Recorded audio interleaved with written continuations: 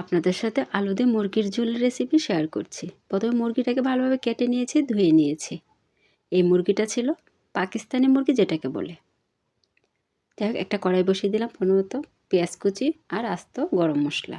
একটু নরম হয়ে আসলে পানি দিয়ে দিলাম, রসুন বাটা, আদা বাটা, স্বাদ মতো লবণ, হলুদের গুঁড়া, মরিচের গুঁড়া, ধনিয়ার গুঁড়া, জিরার গুঁড়া, এমনকি গরম মশলার গুঁড়া। ঝালটা আপনারা কম বেশি করতে পারেন। তারপর মশলাটা ভালোভাবে কষিয়ে নিব। মুরগি কতভাবে রান্না করে খাওয়া যায়, ভুনা, আলু দিয়ে ঝোল, রোস্ট, বিরিয়ানি, গ্রিল বানিয়ে আরও কতভাবে খাওয়া যায়। যাই হোক, এই মশলাতে আরেকটা টমেটো দিয়ে দিলাম। যে কোনো মাংসের রেসিপিতে টমেটো দিলে কালারটা সুন্দর হয়, খেতেও ভালো লাগে।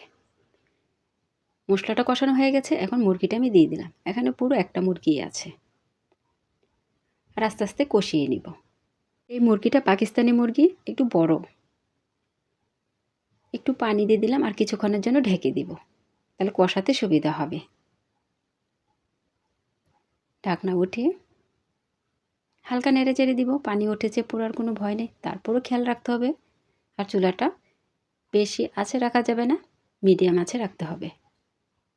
সত্যি কথা বলতে কি, আমার বাসায় মুরগিটা বাচ্চারা এত পছন্দ করে, আমার মনে হয় সব বাচ্চারাই মুরগি খেতে পছন্দ করে। এই ভিডিওটা অনেক দিন আগের।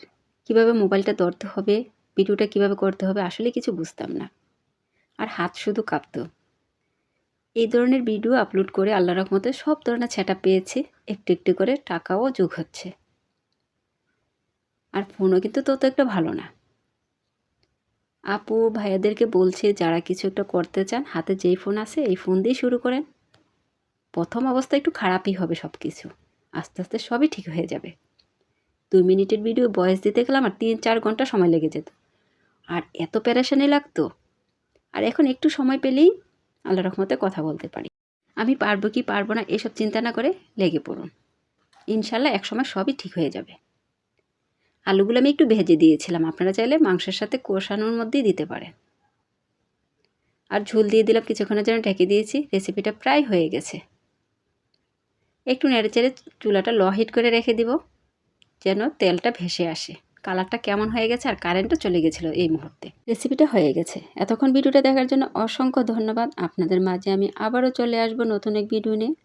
ততক্ষণ সবাই ভালো থাকবেন, আমার জন্য বেশি বেশি দোয়া করবেন। সবার জন্য দোয়া ও শুভকামনা। আল্লাহ হাফিজ, আসসালামু আলাইকুম।